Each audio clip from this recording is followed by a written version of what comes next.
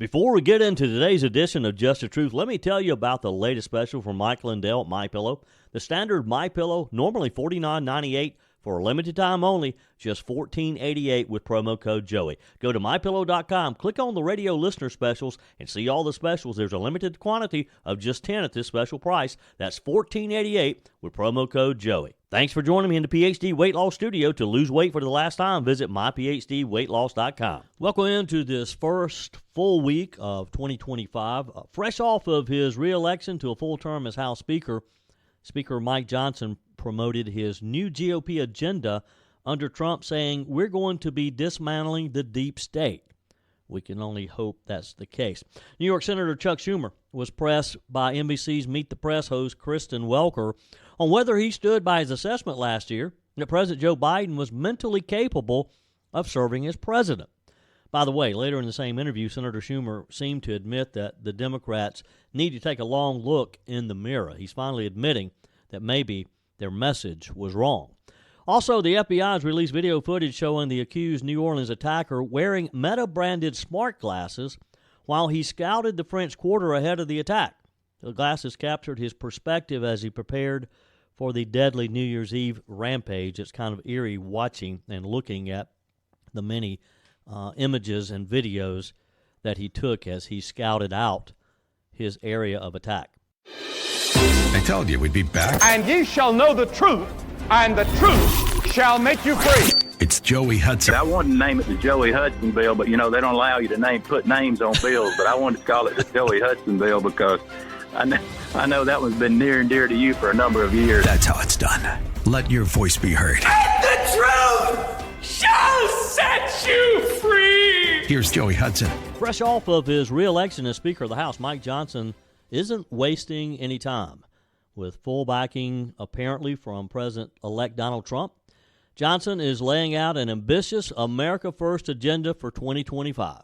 Well, it'll have a lot of pieces. We made a lot of campaign promises. President Trump did as well. And reconciliation is the way to get it done. Why? Because you avoid a 60-vote threshold in the Senate. So reconciling the budget, which we will pass in early February, is how we'll get all of our committees involved, committees of jurisdiction on all these big issues. What are they? Well, obviously, we have to secure the border. We've got to make sure that our Border Patrol agents and our immigration enforcement agencies have the right directives from the White House, but also the right resources to do their job and secure that border once and for all.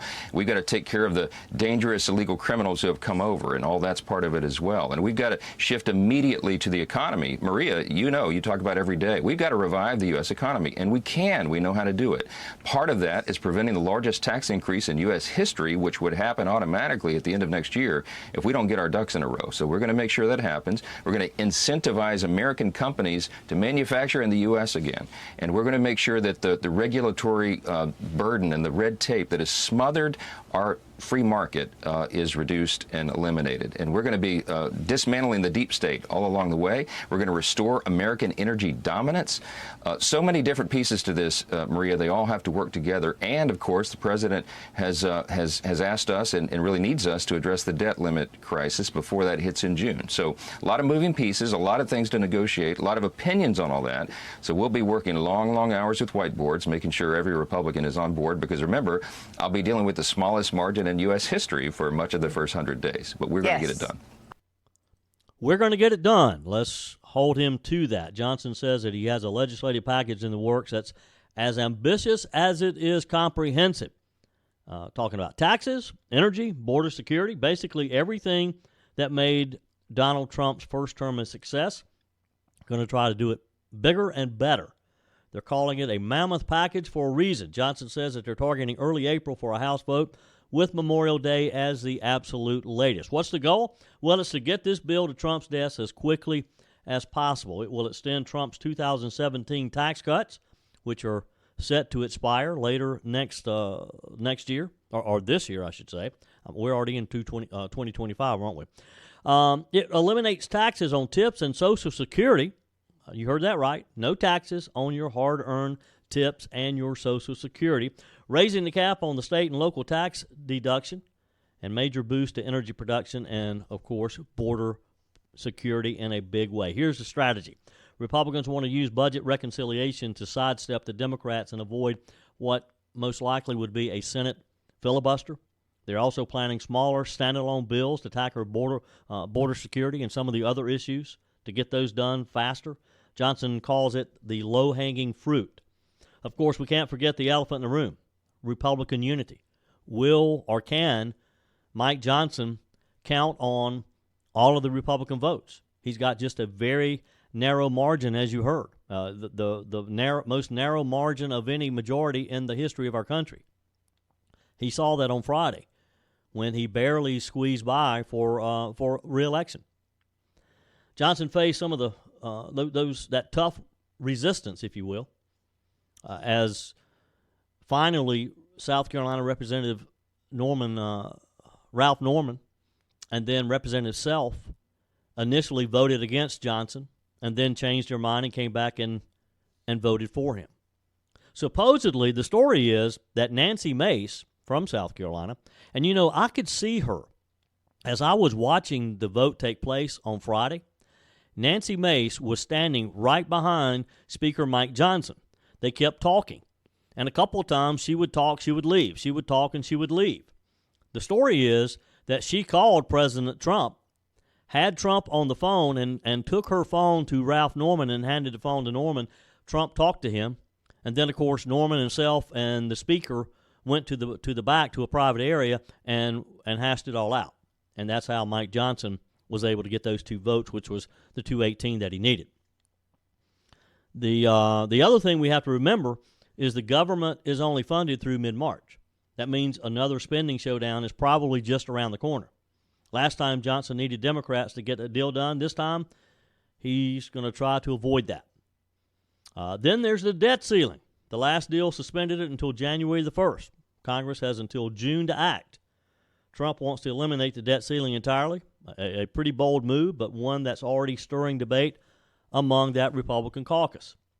And Johnson wants to bundle the debt ceiling into this massive legislative package, again, to avoid negotiating with the Senate Democrats, mainly Chuck Schumer.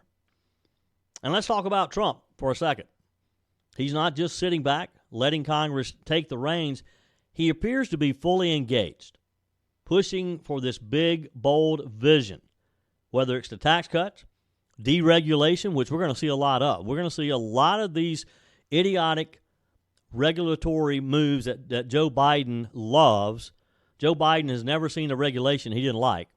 We're going to see a lot of that just turn back. We're going to hopefully put in place things that are going to get us back to energy independence.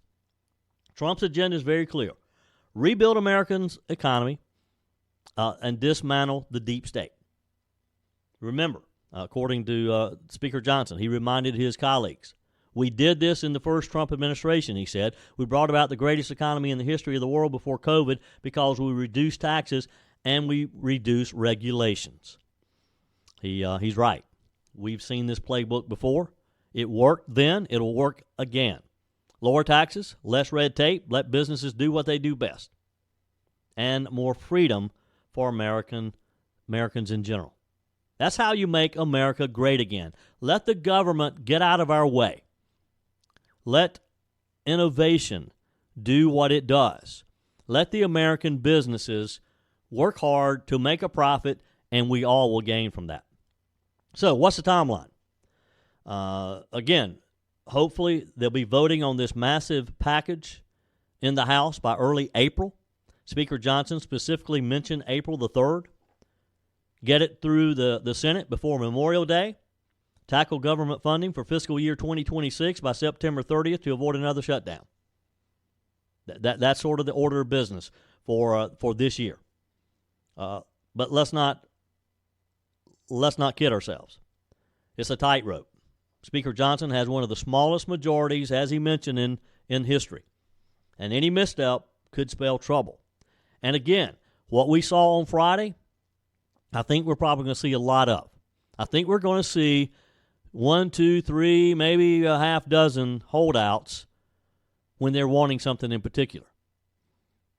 And that's where we come in. That's where our work is. We have to keep the pressure on our elected officials, on our members of Congress, to make sure that they stick to America first. Stick to what Donald Trump is asking for. The American people gave him a mandate. Now's not the time to be second-guessing that. Trump apparently is in the speaker's corner. He's going to be working hard. He's going to be working the phones. The GOP is largely united around the country. So we can't let a few House members stall this, hold this up, potentially kill it, because that's what the Democrats are going to sit back and watch. 2025 is going to be a pivotal year. Speaker Johnson and House Republicans need to be laser-focused on delivering results. And with Trump back in the Oval Office, the stakes couldn't be higher. Whether it's tackling the deep state, securing our border, unleashing America's energy potential, this is the kind of bold leadership that we expect. This is what we ask for. It's going to be one heck of a ride, so buckle up, because it's going to get interesting. It's not going to be easy, and it's not going to be automatic. But we can do this. We can get this done, and we're all going to be better off because of it. Your comments are welcome on the Firmin Ford text line, 864-477-JOEY. That's 864-477-5639. Emails always welcome, joey@joeyhudson.com. There's a lot of talk about making America great again, and it begins with making America healthy again. Dr. Ashley Lucas and her team at PhD Weight Loss are at the forefront to educate and guide you to be your best self. The millions being spent in propping up Big Pharma are astounding, only to create long-term dependency and harmful side effects. Let's take a natural approach that isn't connected to a pharmaceutical company's bottom line. The coaches at PhD Weight Loss will show you how. The entire program is centered around science and nutrition, a proven roadmap that has helped over 8,000 clients lose over 331,000 pounds. You'll learn what to eat and when, how to quiet cravings, and finally get rid of that belly fat. Plus, you'll never take a medication. How many pounds would you like to lose in 2025? Do it the natural way with PhD Weight Loss, here to lead the charge to make America healthy again. Call PhD Weight Loss and schedule your consultation. 864-644-1900. That's 864-644-1900, or go to myphdweightloss.com.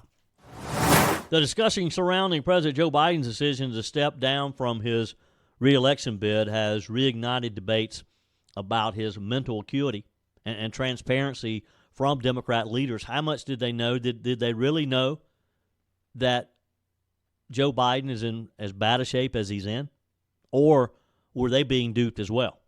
On NBC's Meet the Press, Senator Chuck Schumer from New York defended the party's handling of the situation, denying allegations of misleading Americans about Biden's ability to serve. Host Kristen Welker confronted Schumer with a February 2024 clip where he dismissed concerns about Biden's mental health as a right-wing propaganda. In the clip, Schumer stated, his mental acuity is great, it's fine, it's as good as it's been over the years. Here's the exchange between Chuck Schumer and Kristen Welker. I'll play you a little bit of something you said last year. Take a look. I talk to President Biden, regularly. Sometimes several times in a week, or usually several times in a week. His mental acuity is great. It's fine. It's as good as it's been over the years. All this right-wing propaganda that his mental acuity has declined is wrong. Leader Schumer, what do you say to Americans who feel as though you and other top Democrats misled them about President Biden's mental acuity? Well, look, we didn't. And let's look at President Biden. He's had an amazing record. The legislation we passed, one of the most significant groups of legislation since Lyndon Johnson's Great Society, putting in 235 judges, a record. And he's a patriot. He's a great guy. And when he stepped down, he did it on his own because he thought it was better not only for the Democratic Party, for America. We should all salute him. We should all salute him. Do you feel, as we have this conversation today, that President Biden could serve another 4 years had he stayed in the race and potentially won? Well, I'm not going to speculate. As I said, I think his record is a stellar one, and he'll go down in history as a really outstanding president. All right, Senator Schumer, do you stand by that today? That he's exceptional? That he's going to go down in history as one of our best presidents? When asked if Democrats had misled voters, Schumer, as you heard, firmly rejected that notion, praising Biden's legislative accomplishments, saying that he was a true leader, had been for 40 years. Schumer very bluntly said, we did not mislead the American public. He asserted that he highlighted Biden's success in passing significant legislation. Yeah, Biden spent a lot of our money, for sure. He talked about how they appointed a record 235 judges, liberal judges, I'm adding, and navigated the country through challenging times, he said. Schumer also pointed out that Biden's decision to step down was voluntary and made in the best interest of the nation. He said we should all salute him. Well, Biden evidently is having second thoughts on that. Biden was clearly pushed out. The story is that Schumer was part of that. Schumer and Nancy Pelosi helped push Biden out. So I don't know what type of relationship they have now. But you go back, I don't know how Chuck Schumer sat there on NBC yesterday and claims that everything was good, everything was great. How you deny the condition that Joe Biden is right now? Did you happen to watch any of the award ceremony on Friday where he was giving away the presidential medal, the highest civilian honor that anyone can get from the president? I don't know how those are typically done, so I can't honestly say if it was done differently because of Joe Biden. I found it kind of odd, though, that Joe Biden just literally stood there while everything else was being done. There was another person introducing the people. There was another person reading a script on why they were receiving the award.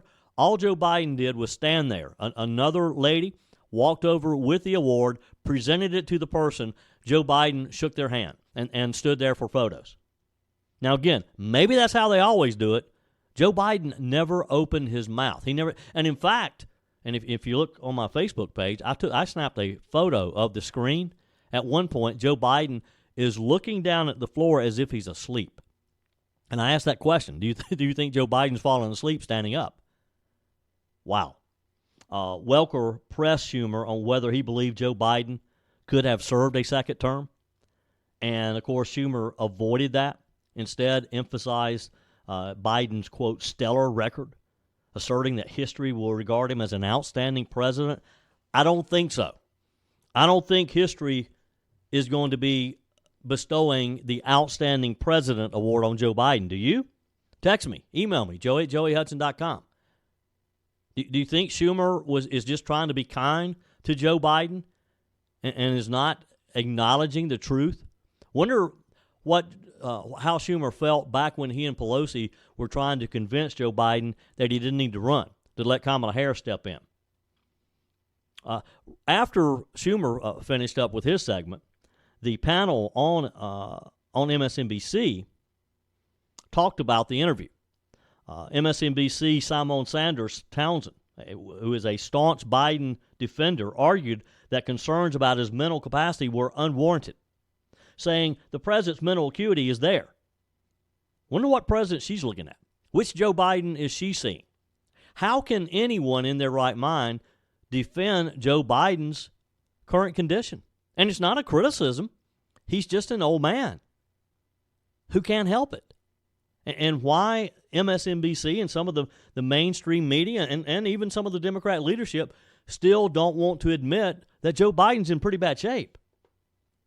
Politico's Jonathan Martin was a little more critical, suggesting that Biden's late withdrawal hurt the Democrat Party. He said he's not exiting in a way that reflects well on his party, voicing frustration over the timing of Biden's decision.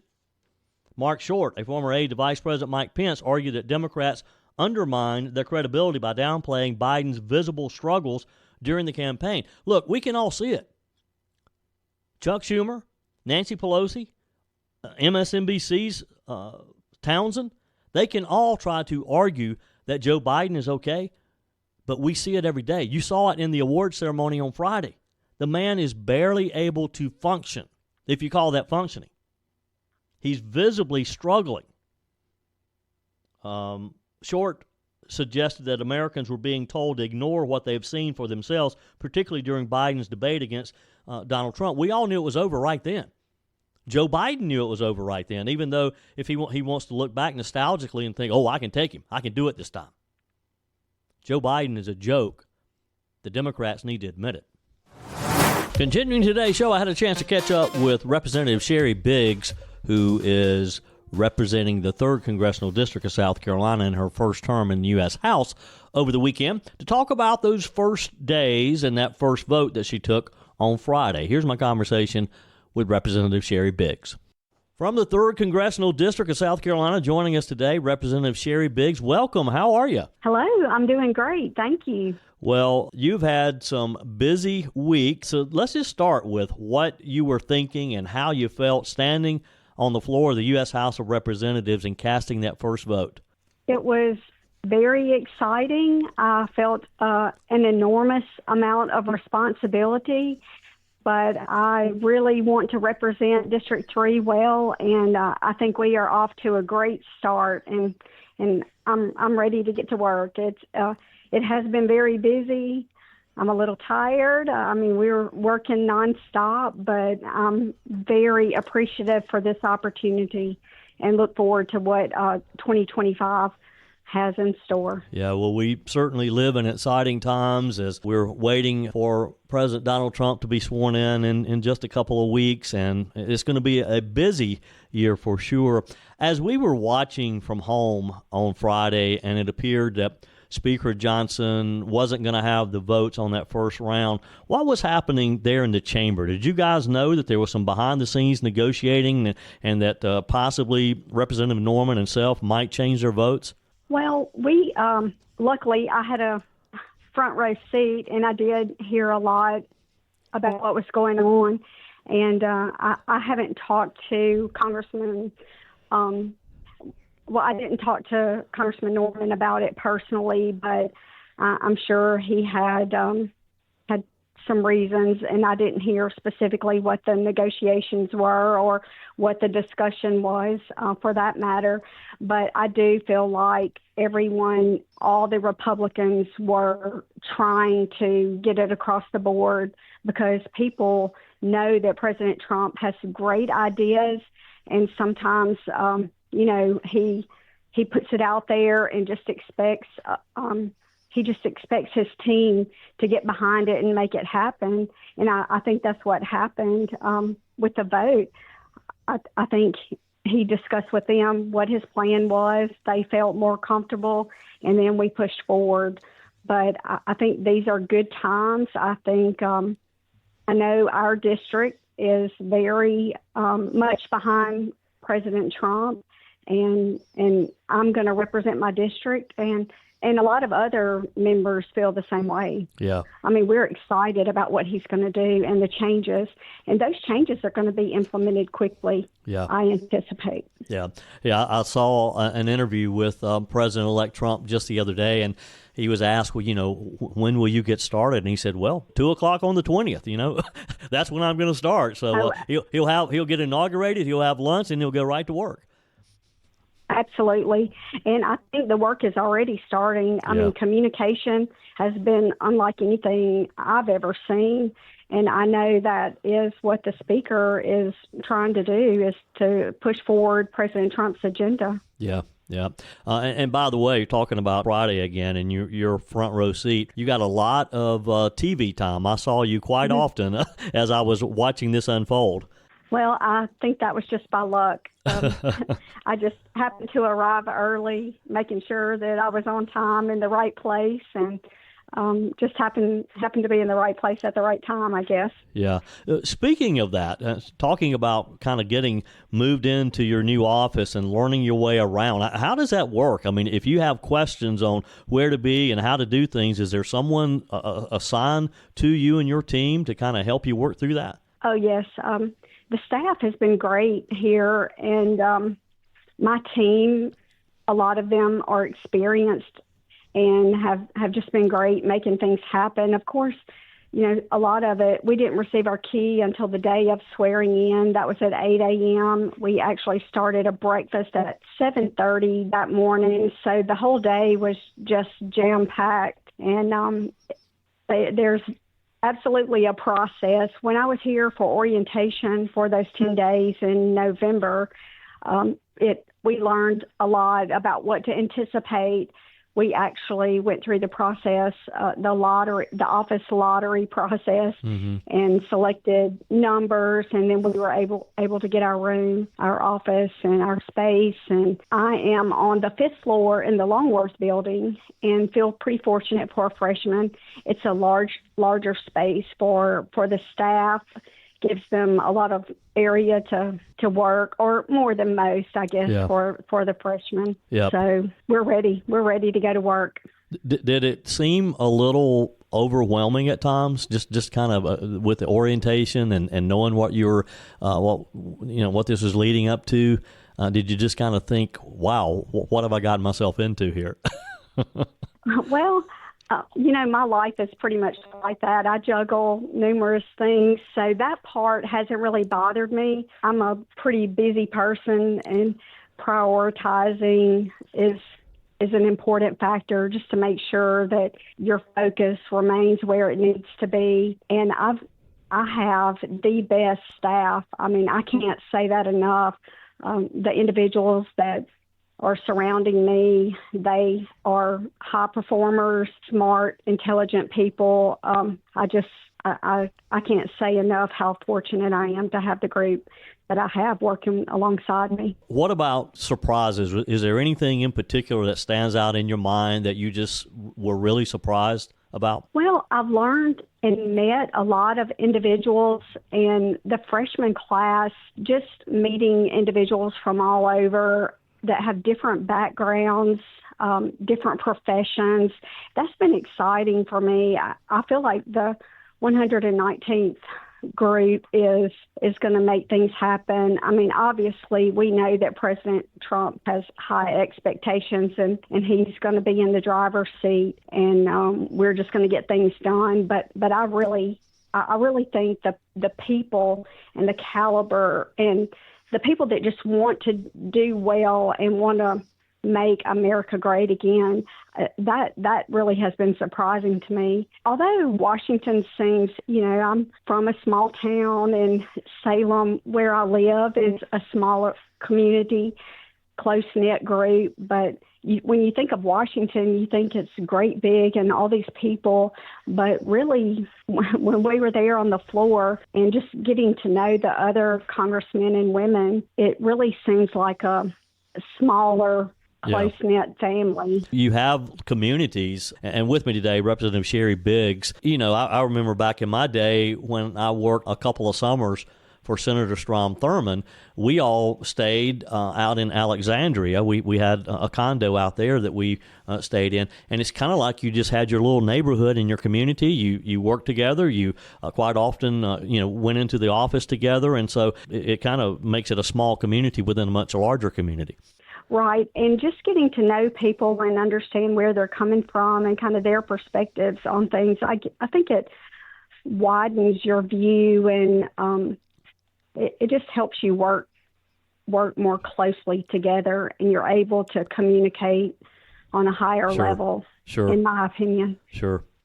All right, let's talk about, because you guys, it's going to be some busy times in the coming weeks because you're going to get to work. Now, what about committee assignments? At what point will you learn what committees the Speaker has assigned you to serve on? Well, we have had discussion, and the steering committee has already met.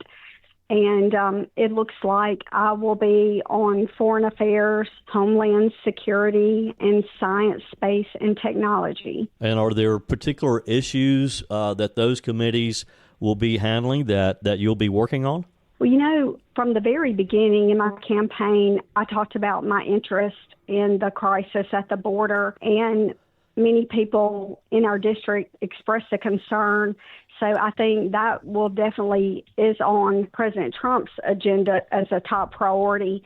So I'm very excited about that. And I think these committees will enable me to work alongside and make some good decisions to make things happen. Yeah.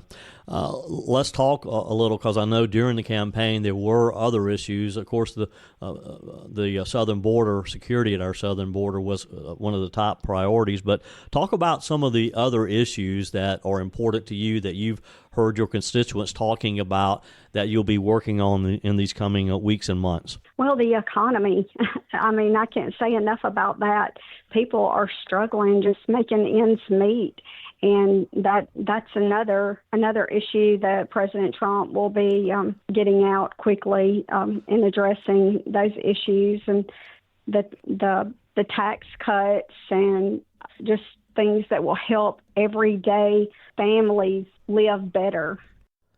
That was part one of a two-part conversation that I had with Representative Sherry Biggs from the 3rd Congressional District. We'll get into more details on the issues that she anticipates on tomorrow's show. Your comments are welcome on the Firmin Ford text line, 864-477-JOEY. That's 864-477-5639. Emails always welcome, joey@joeyhudson.com. Speaking of the Firmin Ford text line, it's never been more important to support locally run businesses owned by people who actually live here in the upstate. Let me take a minute to talk with you about our friends at Firmin Ford. If you're looking for a new vehicle, maybe a great pre-owned vehicle, one you could trust, or maybe you're looking to order that special vehicle.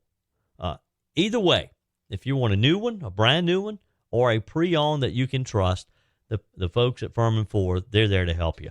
Their name is on the sign because their name is on the line, because every single transaction is important to them. Jim Firmin, Matthew Firmin.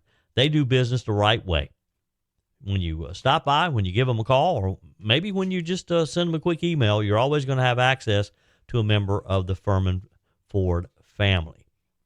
And by the way, they also offer great service, and you're not going to have to wait weeks and weeks to get it done. And you do not have had to purchase your vehicle at Firmin Ford. Doesn't even have to be a Ford. They service all makes and models. Visit my friends at Firmin Ford online at firminford.com, firminford.com.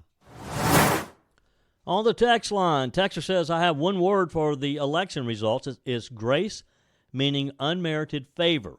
We have allowed our youth to be inundated with gender confusion. We have relinquished our borders. We have weakened our soldiers with politically correct practices. We have accepted the false narrative. We have elevated those without integrity. We have embraced moral depravity. So I say it only by God's grace that we have this opportunity to turn our country around.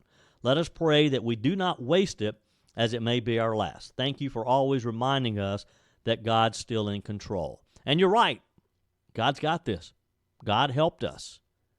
God helped Donald Trump survive. He protected him on a couple of assassination attempts that we know about. And God laid on Americans' heart to return this man to the White House, along with a majority in the House and the Senate. Now it's our turn. Now it's up to us.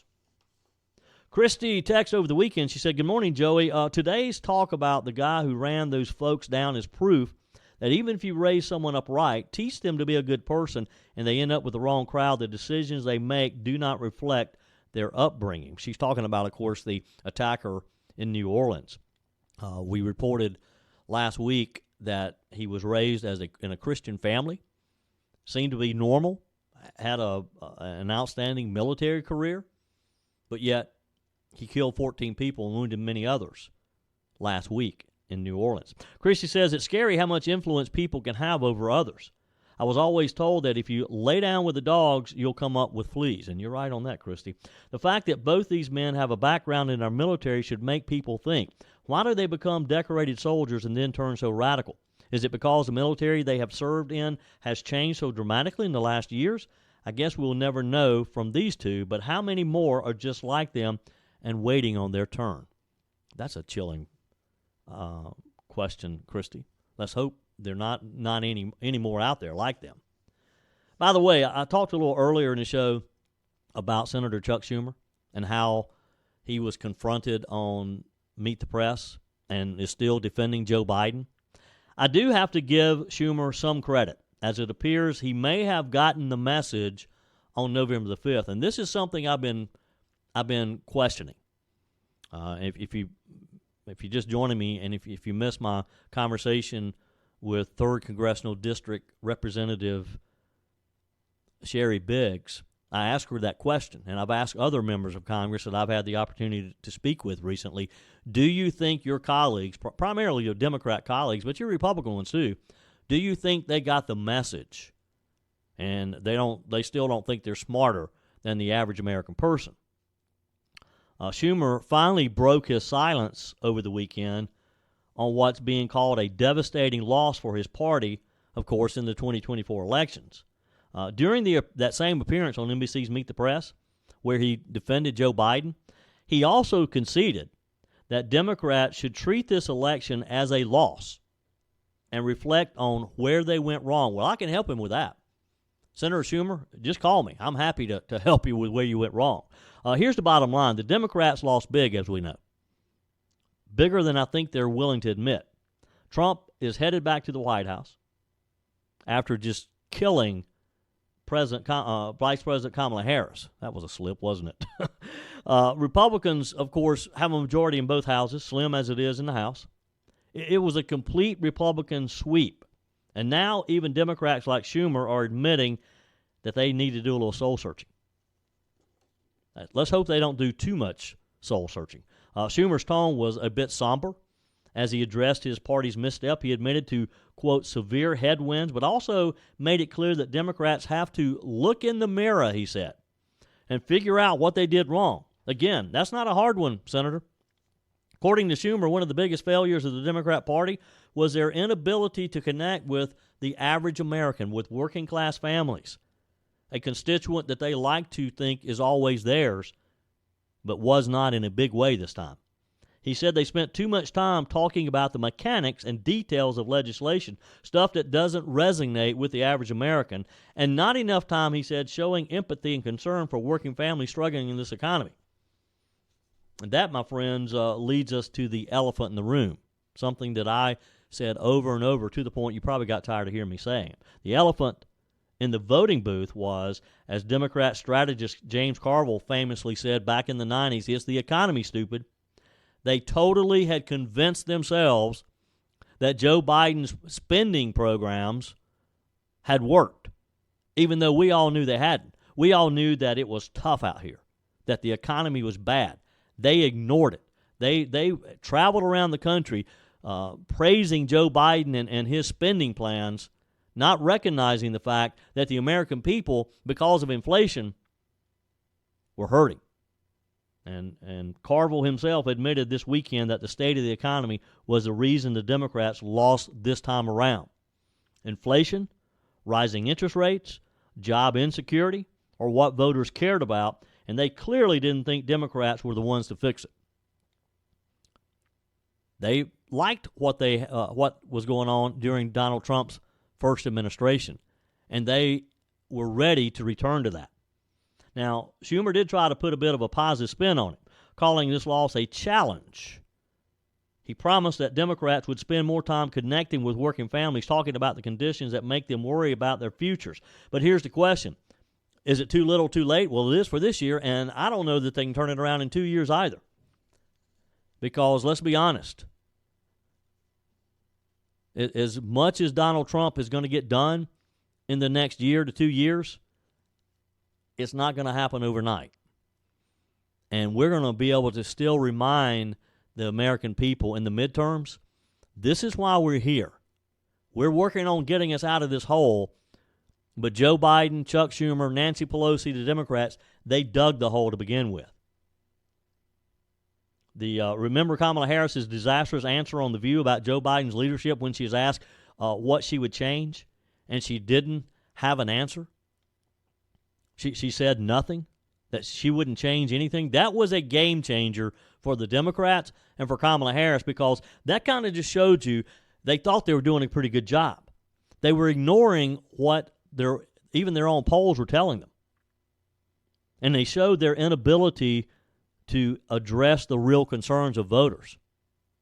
And let's be real, working families weren't buying what the Democrats were selling. They weren't buying Joe Biden's every time he'd give a stump speech, he'd talk about all the jobs he created. Well, yeah, unemployment was at a record high when you came in because of COVID. You had nowhere to go up, but nobody gave you credit for that, Joe Biden. We knew that your policies, your programs weren't the reason that people went back to work. The reason a lot of people were able to go back to work was because we were able to get businesses back open again. And no credit to you for doing that. You would have kept them closed. Schumer even admitted that people didn't realize how much he thinks the Democrats had done because it wasn't resonating with people. It didn't show that the Democrats cared for them. And if you have to tell people how much you care, if you have to keep reminding people that you care about them, that they don't feel it, it's not going to work. Actions speak louder than words. And the actions, or lack thereof, spoke volumes to voters about what the Democrats were interested in and the priorities that the Democrats had. So here we are, 2025. In just a couple of weeks, Donald Trump's going to be inaugurated. Republicans are in control of the Senate and the House. The American people sent a clear message that they're tired of politics as usual, tired of being ignored, and tired of leaders who don't seem to understand what it's like to live paycheck to paycheck. And they're ready for a change. And they have given us orders to make that change. We had better do it.